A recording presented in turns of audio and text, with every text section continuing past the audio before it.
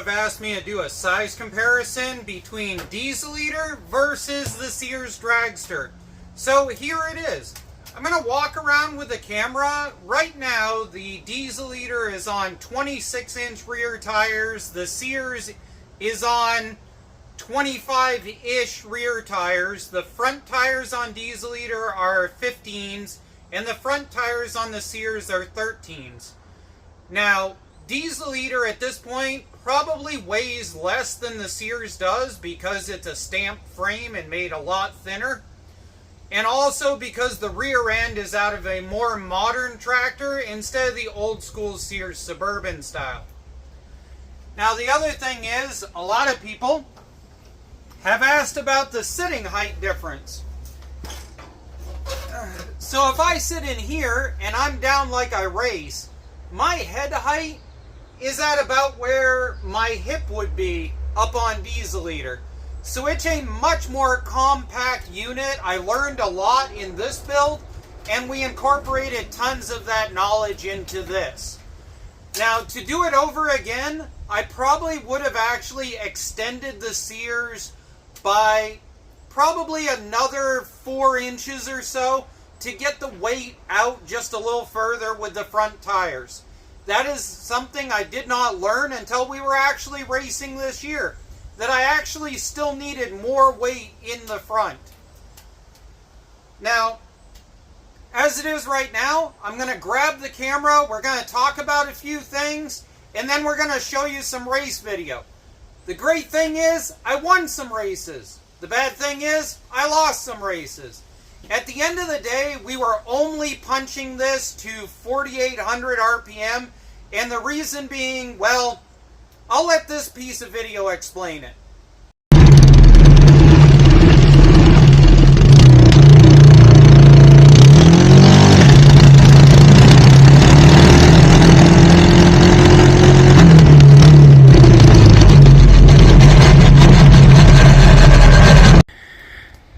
Now, as you can see in that piece of video, basically at a certain point in the RPM band, which is a little bit below 5,000 RPMs, this right here just rainbows up and over, and that was with using the 25-ish rear tires on it in second gear. Now, we have not been able to get this clutch system to work. The clutch system that is in Diesel Eater does work to be able to go from second to third gear. And so we need to figure out what's going on there. Now, one thing and why I wanted these side by side is that if we look, there is my 2-pulley clutch system that is on Diesel Eater. And it is a much more straight in line with the pulley setup. Whereas this setup is up here, and it is much more 90-degree angle, which is why this section here that I cut out and I put this aluminum plate over the top of, for the nostalgia people,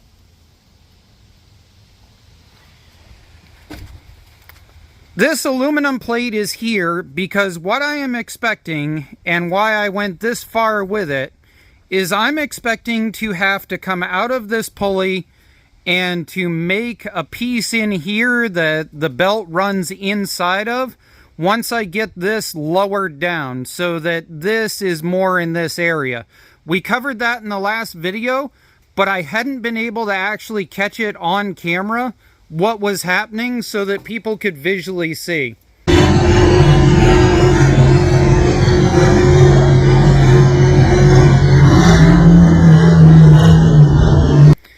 Now, let's play some more film here.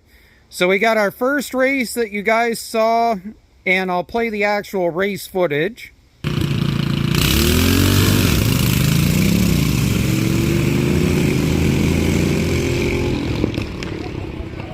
Now on the second race, I actually was able to win that race.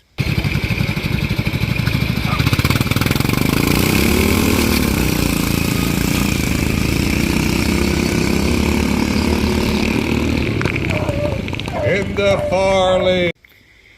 And then we have my third race, which basically I just plain ran out of RPM. When you can do 56, but you're only racing at 48, well, you're going to run out of track and you're going to run out of RPM and you lose.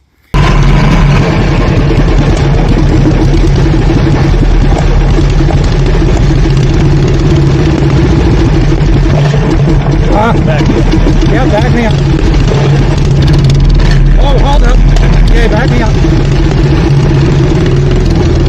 Okay. Okay, we all set?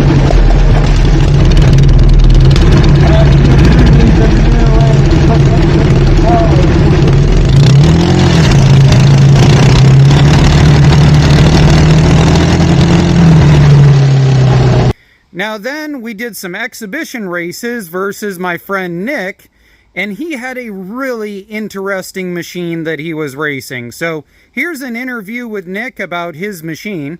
Sketchy once you get going fast. Hi Nick, tell me what this thing is. It's a Murray rear engine that was originally a Very drive, and now it has a Craftsman engine plate, Craftsman rear section with an MST 206 and custom-made brake and shifter levers. Oh, so this is extended out. I got you. Yeah, oh, that's okay. The shifter, yep. So that hits the plate there. And this was originally a hydro shifter, so I had to modify that a bit. Oh, dude, that's epic. Give a thumbs up, guys, and a comment if you want to hear more interviews of machines. So there we go. We got out there and we tried something extreme. Now, previously, using these gigantic 26-inch tires. At the previous race, we tried a third gear launch with those. Now these are 25-inch, but they are missing most of the lug. And I really need to come in here and I need to side cut all of this extra out of here in order to lose even more weight off of this tire. But that's not the point. The point is, the very first race against Nick, he and I knew we were experimental builds. We put it in third gear and we gave it a wallop. We're gonna do a full run too.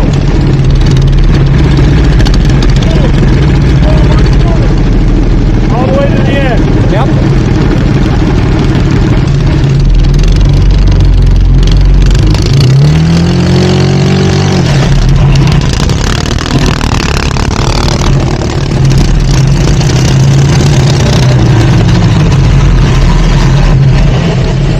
Now, as you can see in that video against Nick, I almost stalled it. I managed to go and get the carburetor to come back a little bit, and then we progressively got faster, and I almost caught up with Nick at the end of it.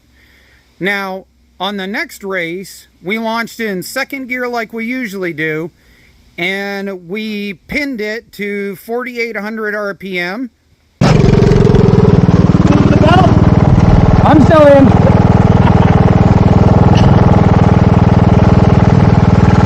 Okay, let's go. My belt's not on fire. All right. Ready? Good.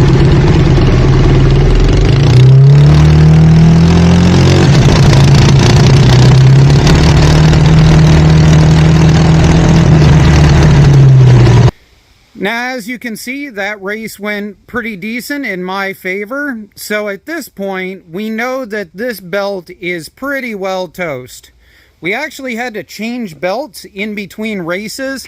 I had a different belt on here on my first race, and it was a low-cost belt, and for some reason, it ate everything off of one side, which caused the whole belt to curl in the system every time I hit about $4 grand.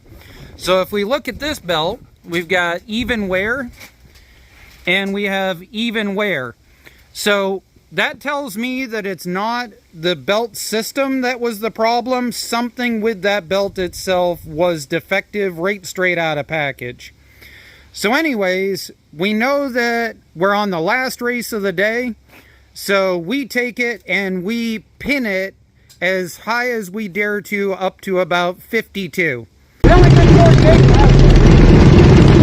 we go. Slow down. Ugly forward.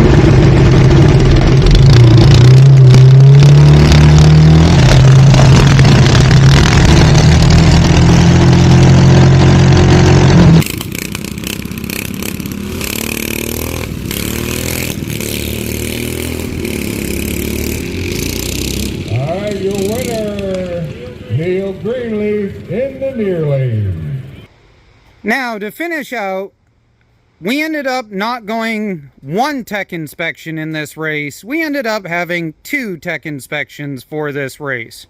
Now, when you build something that is different than what anybody is used to, you're going to end up with some scrutiny, and that's perfectly fine with me. Now, Diesel Eater most definitely was stretching the bounds of what was legal within the rules of the group. At the end of the day, though, it still qualifies, and it passed all tech inspections during its year of racing. But there's a big difference between the Sears and the Diesel Eater that has been pointed out. The big difference is that has a hood, even if it did spend most of the racing season off of it because I couldn't get a belt to stay on the pulley. But this does not have a hood. And the hood doesn't actually have to do with whether I need a hood. The hood has to do with that right there is dangerous. Now, technically in the rules, there is nothing currently about having to have this covered. It has been pointed out that my machine is a stretch as far as what they're used to. The rules weren't created for a machine like this. What we have now is we have a gentleman's agreement between me and the technician that did the tech-in on this machine that I will create something to cover this. Now, what I'm thinking at this point is I am thinking plexiglass from here to here,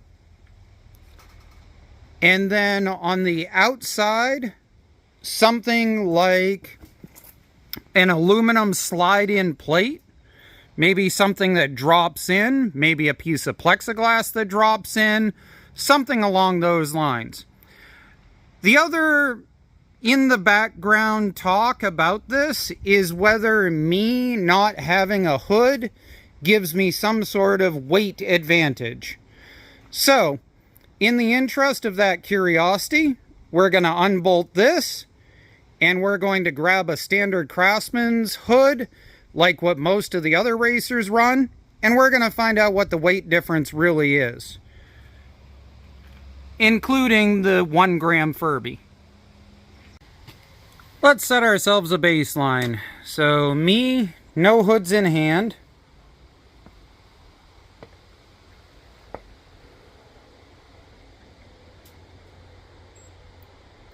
$189-ish. Okay. So now, if we grab Diesel Eater, which is actually missing quite a bit of its center. Set that there. Reset this.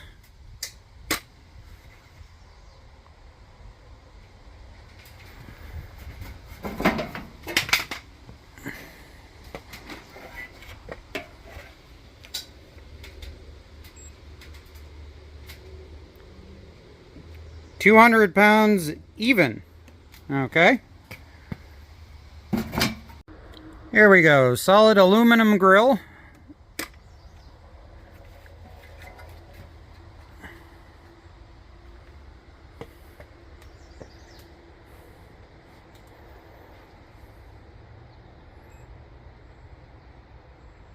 Alright, so basic math.